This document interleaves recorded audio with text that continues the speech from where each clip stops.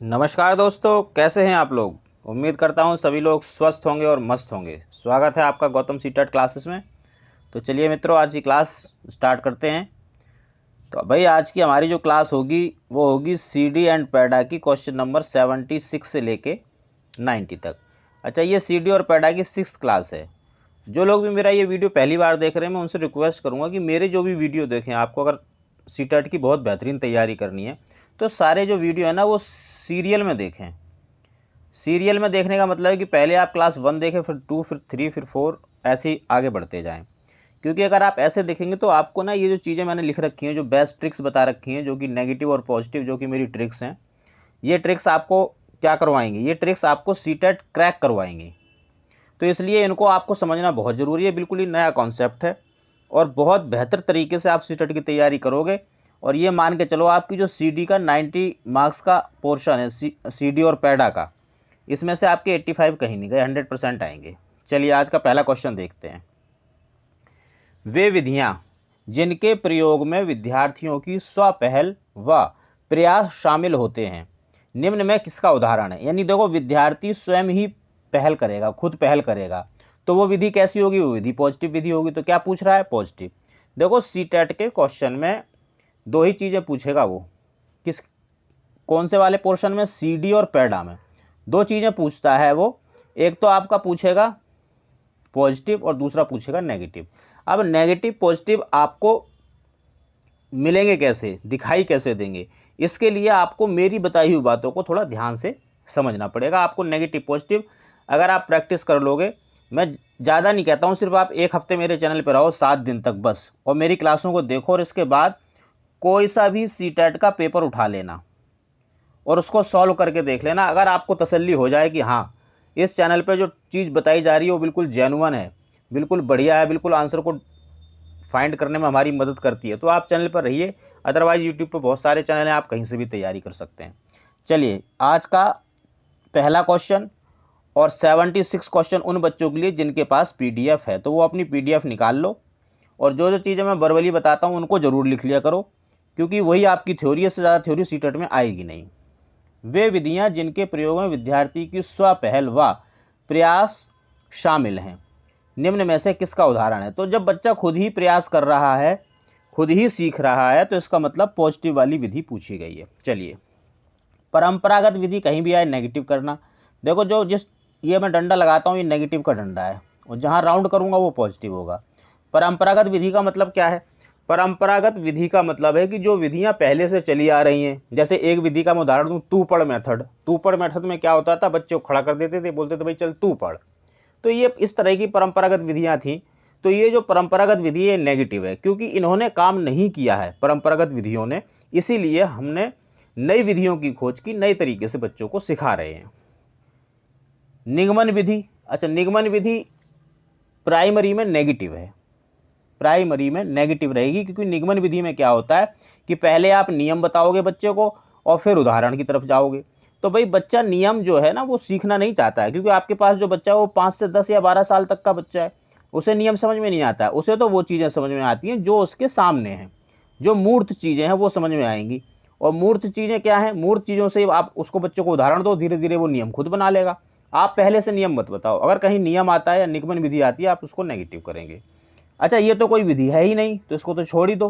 तो अब क्या बचा, 4th बचा आंसर, अधिगमकर्ता केंद्रित विधि। अब ये अधिगमकर्ता कौन है, बच्चा।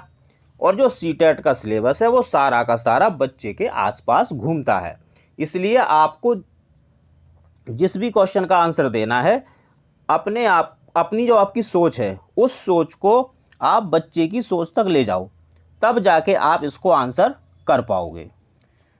तो इसका तो आंसर हो गया अभी 4th। अगला क्वेश्चन देखते हैं। अब बच्चे उसी वातावरण में सीख सकते हैं जहां, कैसे वातावरण में सीखेंगे बच्चे, पॉजिटिव वातावरण में। चलो यहां से देखते हैं डी से, कड़ा अनुशासन हो, अनुशासन कहीं भी आए नेगेटिव। आपके पास जो बच्चा आ रहा है, छोटा बच्चा, उसकी प्रकृति ही नहीं है अनुशासन में रहने की, वो स्वच्छंद रहना चाहता है, उन्हें मित्र बनाने का मौका मिले, देखो ये ठीक हो सकता है कुछ हद तक। उन्हें खेलने का मौका मिले, ये भी कुछ हद तक ठीक हो सकता है।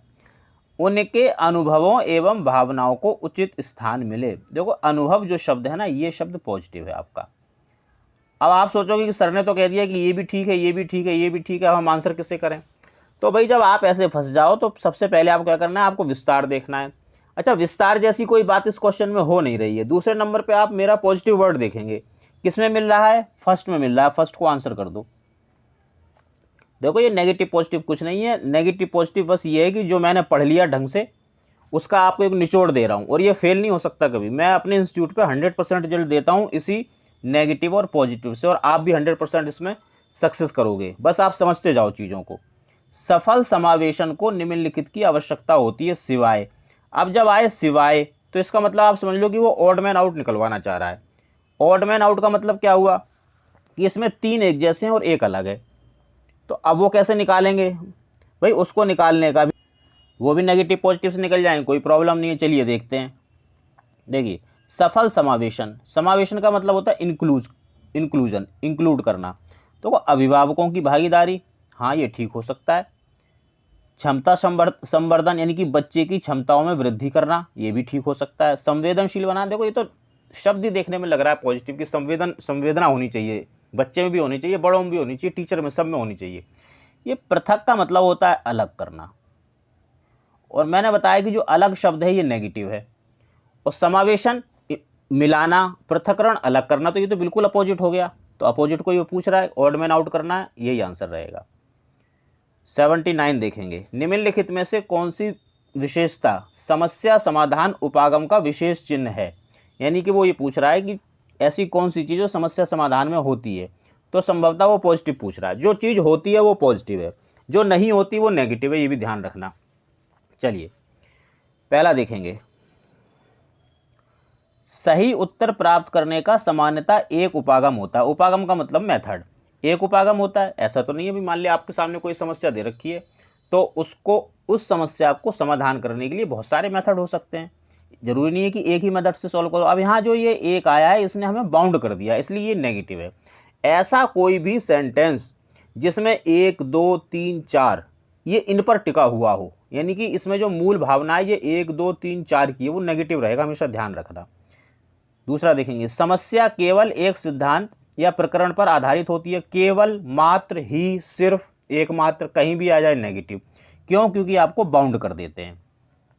तीसरा देखेंगे, समस्या कथन में संकेत अंतर्निहित रूप से दिया होता है। कहीं भी शब्द आए, कहीं पे भी अंतर्निहित, अंतः संबंध, ये हमेशा पॉजिटिव होगा।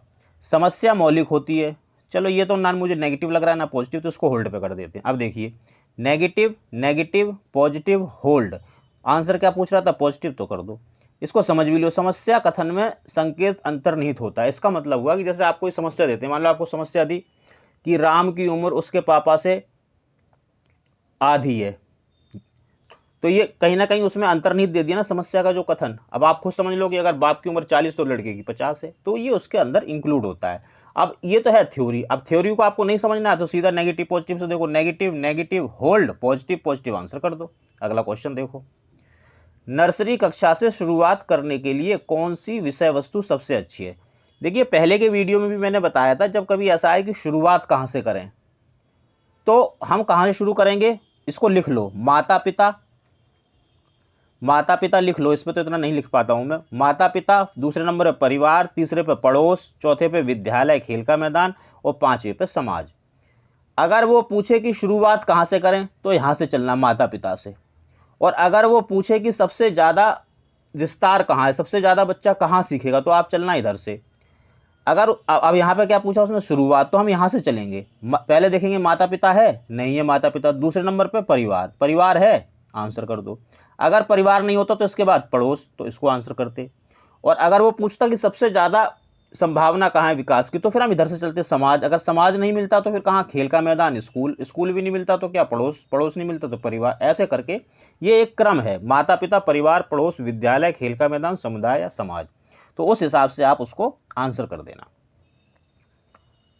प्राथमिक कक्षा में सकारात्मक वातावरण निर्मित करने के लिए एक शिक्षक को क्या करना चाहिए। देखो अब तो वो खुद ही कह रहा है कि भाई पॉजिटिव चीज़ क्रिएट करनी है, तो पॉजिटिव चीज़ तो पॉजिटिव से ही होगी, तो पॉजिटिव ढूंढते हैं।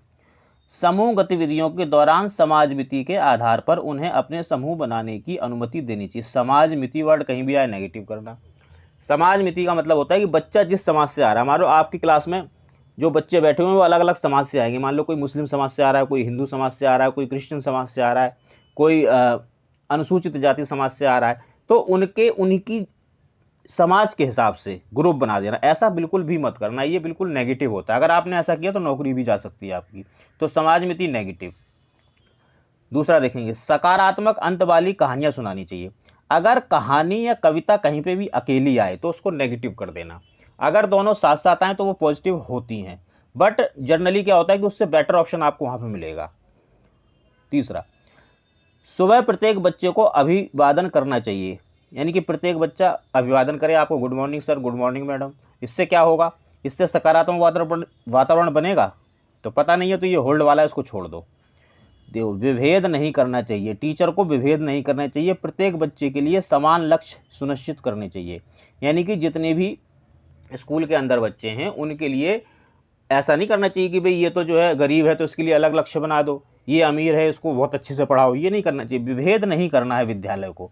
अगर विद्यालय विभेद करेगा तो जो वातावरण है वो नेगेटिव हो जाएगा। आपने भी देखा होगा जैसे ऑफिस वगैरह में ऐसा होता है कि जो बॉस होता है वो किसी को ज़्यादा इंपॉर्टेंस देता है, किसी को कम देता है, तो वहाँ लड़ाइयाँ हो जाती हैं।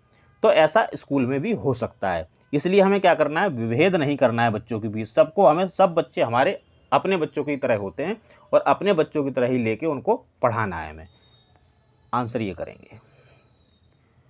बच्चों द्वारा की जाने वाली त्रुटियों के संबंध में निम्नलिखित में से कौन सा कथन सत्य है। अब सत्य कौन सा होगा, जो पॉजिटिव होगा। चलिए, एक शिक्षक को प्रत्येक त्रुटि पर ध्यान नहीं देना चाहिए, अन्यथा पाठ्यक्रम पूरा नहीं होगा।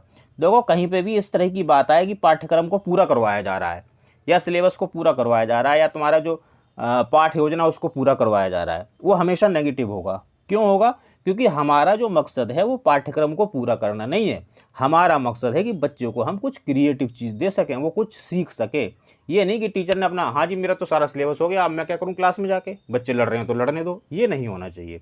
अगर कहीं पे भी ऐसा आता है कि पाठ्यक्रम को पूरा कराने पर जोर दिया जा रहा है तो वो नेगेटिव होगा, ध्यान रखना।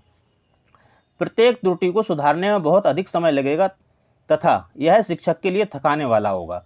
मैंने पहले भी बताया है कि ऐसा कोई भी सेंटेंस आए जिसमें टीचर की सुविधा या दुविधा की बात हो रही है, यानी टीचर को दुविधा हो रही है, परेशानी हो रही है, या टीचर को सुविधा हो रही है, यानी उसके मज़े आ रहे हैं, तो ऐसा सेंटेंस नेगेटिव होगा।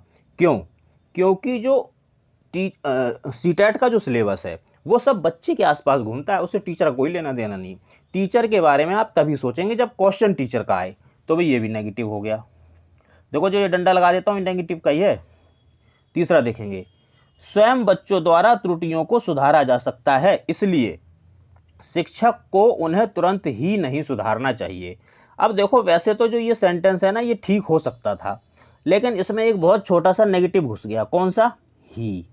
ये इतना छोटा नेगेटिव है कि ये जो है ऐसा घुसा रहता है और दिखाई नहीं देता, पर आपको देखना है इसको। ये नेगेटिव है, प्रॉपर नेगेटिव है ही सिर्फ एक ही कंडीशन में पॉजिटिव होता है। कब, अगर लिखा हो स्वयं ही, आप ही, खुद ही, और ये स्वयं आप खुद जो है वो बच्चे के लिए आ रहा हो, तो वो पॉजिटिव हो जाएगा, अदरवाइज ये नेगेटिव रहेगा।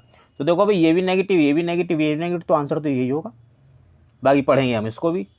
यदि एक शिक्षक कक्ष में सभी बच्चों की त्रुटियों को सुधारने योग्य नहीं है तो यह संकेत करता है कि शिक्षक शिक्षा की व्यवस्था असफल है। बिल्कुल भाई, बच्चा आपके पास आ क्यों रहा है, बच्चा इसीलिए तो आ रहा है कि उसने अब तक जो अपने अनुभव लिए हैं वो उसके अनुभव पूरी तरह से ठीक नहीं है। अब जब पूरी तरह से ठीक नहीं है तो वो ये चाहता है कि आप उसके अनुभवों में सुधार करें, और जो टीचर है वो उसको सुधार नहीं कर पा रहा है, यानी कि जो वो गलतियां कर रहे हैं उसको वो सुधार नहीं कर पा रहा है। तो इसका क्या मतलब होगा, इसका मतलब ये होगा कि ये जो व्यवस्था है ये ठीक नहीं है। इसलिए आंसर होगा हमारा फोर्थ। और देखिए, मैंने आपको बता दिया, पाठ्यक्रम पूरा करना नेगेटिव होता है, शिक्षक की सुविधा दुविधा नहीं देखनी है, नेगेटिव होता है, और यहाँ पे ही आ गया, ये नेगेटिव होता है, तो फोर्थ ही आंसर है। देखो, कई क्वेश्चन ऐसे आएंगे जिनमें आपको नेगेटिव पॉजिटिव नहीं मिलेगा जो आंसर होगा, लेकिन आपको ये पता चल जाएगा कि ये तीन तो पक्के नेगेटिव हैं, तो फिर आंसर तो यही है। और कर भी देना, घबराना मत बिल्कुल भी, मेरा नाम लेकर कर देना, एक नंबर मिल जाएगा। 83, मोनिका जो गणित की शिक्षिका है राधिका से एक प्रश्न पूछती है। राधिका से कोई उत्तर ना मिलने पर वह तुरंत मोहन से दूसरा प्रश्न पूछती है। जब उसे महसूस होता है कि मोहन उत्तर बताने में संघर्ष कर रहा है तो वह अपने प्रश्न के शब्दों को बदलती है। मोनिका की यह प्रवृत्ति क्या प्रदर्शित करती है। देखो भाई, एक शब्द बताता हूं मैं आपको, लैंगिक रूढ़िबद्धता। अगर ये वर्ड कहीं भी आए ना तो इसको ना आप पॉजिटिव करना, और आंसर यही होता। ये पॉजिटिव, वैसे ना ये लैंगिक रूढ़िबद्धता नेगेटिव होता है। लैंगिक रूढ़िबद्धता का मतलब होता है कि आप लड़के और लड़की में भेद कर रही होती है, तो नेगेटिव चीज़ है। लेकिन आप सोचोगे कि सर तो इसको पॉजिटिव बता रहे हैं, तो मैं इसलिए पॉजिटिव बता रहा हूँ कि ये आपके लिए जब भी आएगा ऑप्शन में आंसर बन के आता है, तो इसको आप आंसर कर देना। आप इसको समझ लो थोड़ा सा, आंसर तो सेकंड ही मैंने आपको बता दिया। देखो मोनिका ने क्या किया, पहले राधिका से प्रश्न पूछा, राधिका ने कोई उत्तर नहीं दिया, तो उसने मोहन से प्रश्न पूछा, मोहन भी नहीं बता पा रहा था, तो उसने अपने शब्दों को थोड़ा बदल दिया। अब ये क्यों बदला, उसकी एक सोच है। क्या सोच है कि भाई लड़कियां तो गणित जानती नहीं है, तो लड़की ये राधिका तो बता ही नहीं पाएगी। मोहन लड़का है, उसको गणित आता होगा, अच्छा थोड़ा उसको समझ में नहीं आ रहा तो मैं अपने वर्ड्स बदल देती हूँ। तो ये जो इसकी सोच है वो क्या है, वो मोहन का पक्ष ले रही है, लिंग भूमिकाओं में रूढ़िबद्धता को बढ़ावा दे रही है। वो ये सोचती है कि जो लड़के हैं वो गणित में अच्छे होते हैं, वो सवाल का जवाब दे सकते हैं, इसलिए मैं मोहन की थोड़ी सी हेल्प कर दूं, वो ये कर रही है। तो सीधा सीधा इसका आंसर यही है, बिल्कुल घबराने की जरूरत नहीं है। लैंगिक रूढ़िबद्धता के ऊपर था। लैंगिक रूढ़िबद्धता वैसे तो नेगेटिव होती है, पर आप अपने लिए इसको पॉजिटिव मान के चलो, क्योंकि जब भी ये ऑप्शन में आएगी आंसर बन के आएगी। नेक्स्ट क्वेश्चन सी, देखो भाई WSN ये वाले बच्चे को पढ़ाने वाले शिक्षक हेतु कौन सी बैठक व्यवस्था आदर्शवाद है। तो देखो CWSN का मतलब क्या होता है, ये होता है चाइल्ड विद स्पेशल नीड, यानी कि वो बच्चे जिनको स्पेशल नीड की ज़रूरत है। ये वो बच्चे होते हैं जो थोड़े से डिसेबल होते हैं, जैसे मान लो उनको दिखाई नहीं देता, कम दिखाई देता है, कम सुनाई देता है, बोल नहीं पाते ठीक से, मेंटली कोई प्रॉब्लम है, फिजिकल कोई प्रॉब्लम है, तो ये जो चाइल्ड होते हैं ये स्पेशल नीड वाले होते हैं। इन बच्चों को हम बोलते हैं CWSN, child with special need.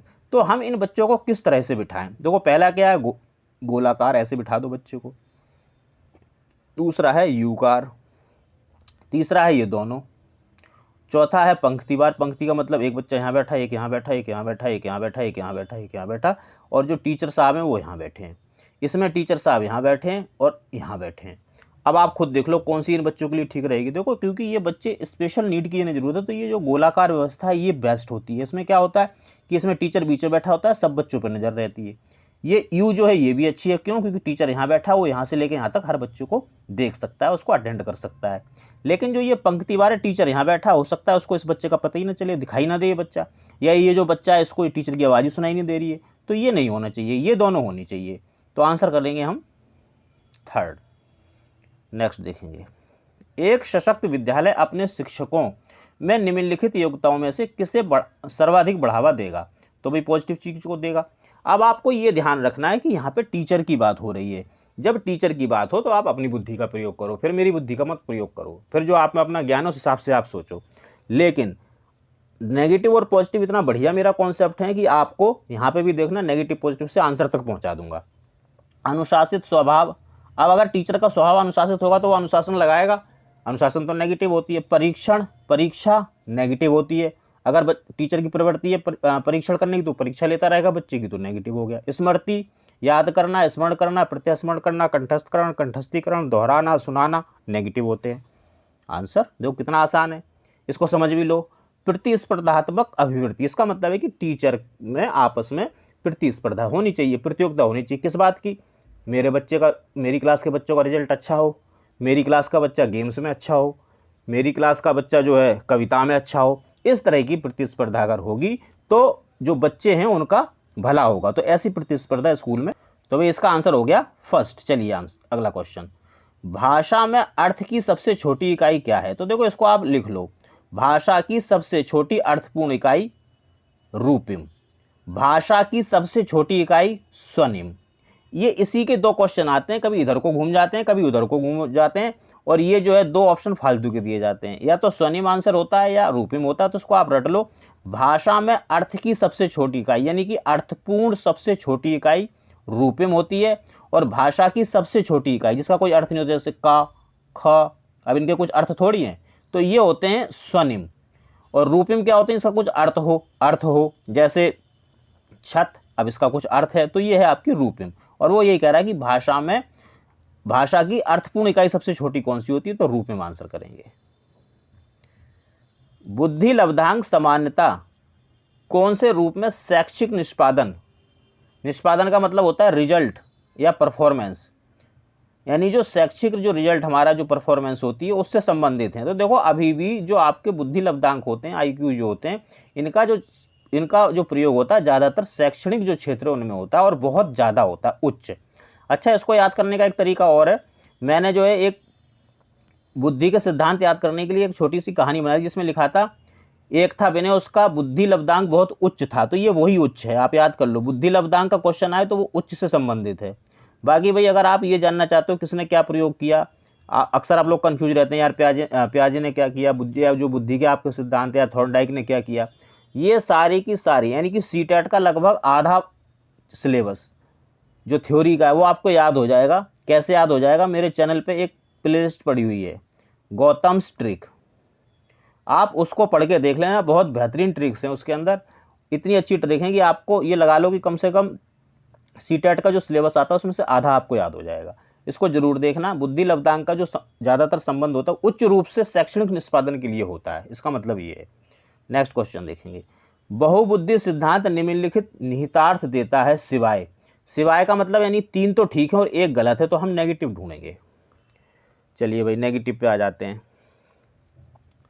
यहाँ से चलते हैं 4th से। विविध तरीकों से सीखने का आकलन प्रस्तुत किया जा सकता है बहुबुद्धि सिद्धांत में। विविध, विभिन्न, भिन्न, पॉजिटिव। देखो बहुबुद्धि का तो मतलब ये बहुत सारी बुद्धियाँ। अब बहुत सारी बुद्धियों का पोषण कैसे होगा, जब आप विविध तरीकों का प्रयोग करोगे। बिल्कुल ठीक है। विषय को विभिन्न तरीकों से प्रस्तुत किया जा सकता है, मैंने बताया विविध, भिन्न, विभिन्न कहीं भी आए पॉजिटिव। अच्छा, अब हम देखेंगे, पहला देख लेते हैं पहले। संवेगात्मक बुद्धि बुद्धि लब्धि से संबंधित नहीं है। अक्सर बच्चे इसको आंसर कराते हैं, लेकिन ये बात ठीक है, ये बात पॉजिटिव है। इसको समझ लो कैसे। देखो जो IQ होता है ना, उस IQ का संवेगात्मक बुद्धि से संबंध नहीं होता है। वो एक उदाहरण देता हूँ। सपोज करो कि एक बहुत ही बुद्धिमान है, कोई IAS ऑफिसर है, लेकिन अगर कोई दुर्घटना उससे घर में घट जाती है तो क्या वो रोएगा? नहीं रोएगा। ये रोना क्या है? ये संवेगात्मक बुद्धि। ऐसा तो नहीं है कि उसकी बुद्धि, उसका IQ बहुत उच्च है तो वो रोएगा नहीं, है ना। अगर किसी के घर में कोई दुर्घटना घटती है, उसका IQ चाहे कम हो या ज़्यादा हो, उसकी उन दोनों का रिएक्शन एक जैसा होगा, उन दोनों का जो संवेग है वो एक जैसा होगा। तो ये चीज़ ठीक है। अब देखो ये भी ठीक है और इसमें भी पॉजिटिव आ गया, इसमें भी पॉजिटिव, तो आंसर तो यही होगा। बाकी इसको हम समझ लेते हैं। बुद्धि प्रक्रमण संक्रियाओं का एक विशिष्ट समुच्चय है जिसका उपयोग एक व्यक्ति के द्वारा समस्या समाधान के लिए एक ही व्यक्ति प्रयोग करता है, या एक ही।